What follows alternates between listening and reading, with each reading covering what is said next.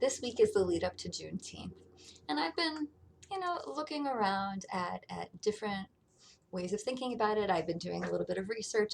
Juneteenth is a relatively new thing for me in my life. It's not something that I was introduced to early in my life or something that I've really commemorated many times.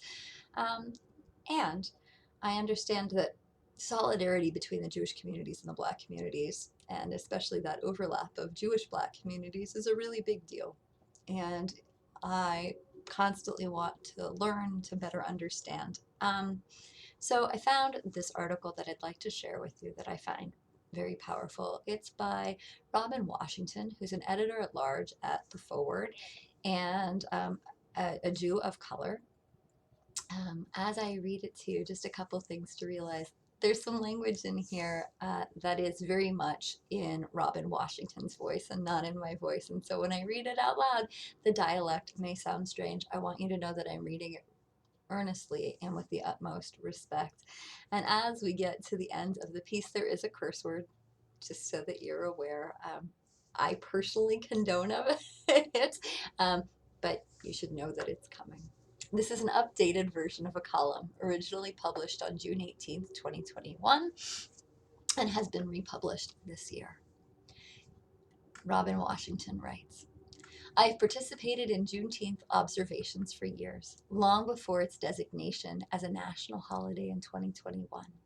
And for years, the prevailing narrative behind the holiday that it marks the day when enslaved African Americans learned they were free after the end of the Civil War left me with bittersweet feelings at best. And last year, those feelings turned to outrage.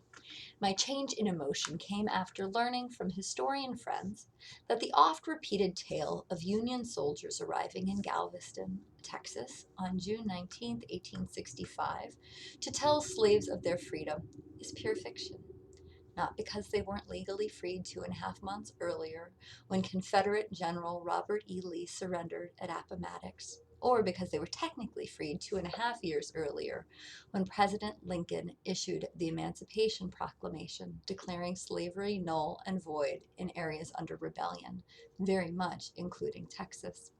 Rather, I know the big lie is the incessantly repeated canard that Galveston's po-ignorant Black folks didn't know they were free, and that U.S. Major General Gordon Granger had to read a proclamation to spell it out for them.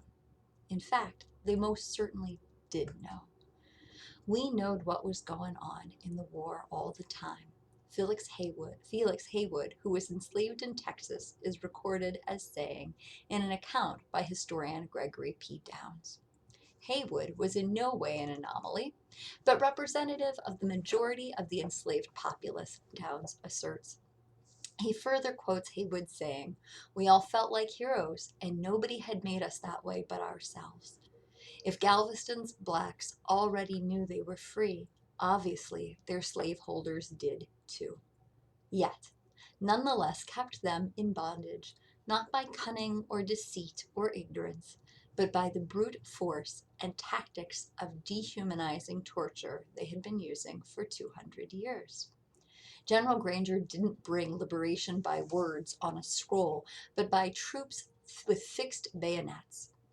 From a Jewish perspective, this changes the analogy popularized by so many intergroup Juneteenth celebrations, from the Exodus in Egypt to the liberation of Dachau, only with the Nazis still trying to work the inmates to death. And if this paradigm shift from the popular narrative isn't explicit enough, it gets even worse when you learn that June 19th wasn't the magical day that ended American slavery once and for all either. In October 1865, white Texans in some regions still claimed and controlled slaves as property, Downs wrote, citing historical records, including 2 or 3 that document continued sales. To sustain slavery, some planters systematically murdered rebellious African Americans to try to frighten the rest into submission, he continued, citing a report by the Texas Constitutional Convention stating that white Texans killed almost 400 black people between 1865 and 1868. On the outside chance that Downs' 2015 essay may have been superseded by a new historical research, I spoke with him myself. It hasn't been. He said, reiterating, it's not that General Granger was giving information to the enslaved people, he was giving it to the masters at the barrel of a gun. That better explains another aspect of the discomfort I had with Juneteenth, the holiday's name, which suggests Black English tinged with a slave mind that wouldn't know what day it was settled on June something.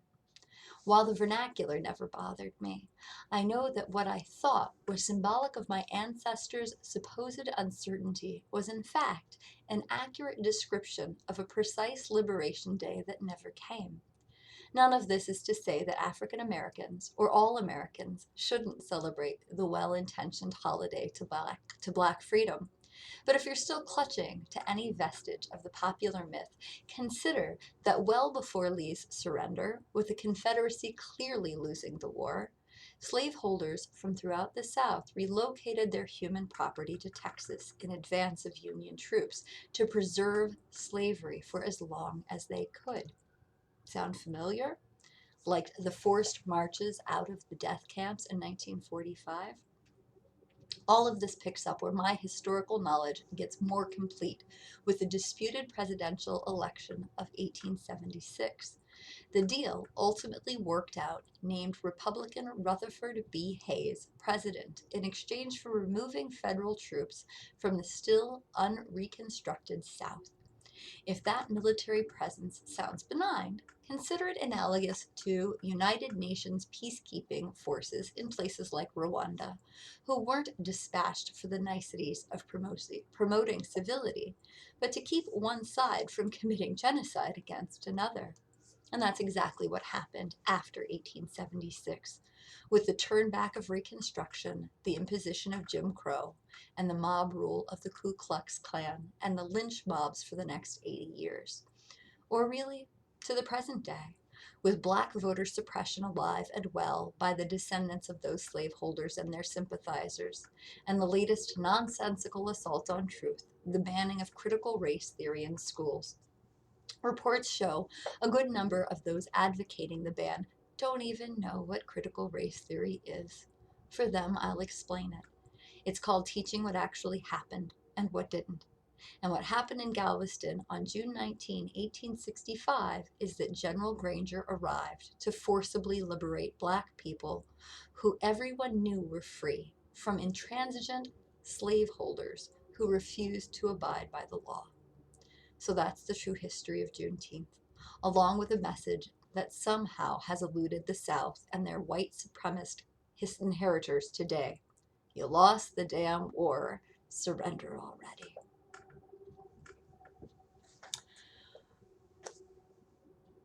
What can I say? I think it's a powerful article. I learned something from it. I hope you did too, and I hope that it helps to fill in some of the gaps about maybe what you knew or didn't know from the history of this holiday, and maybe even the gaps of what's going on a little bit today.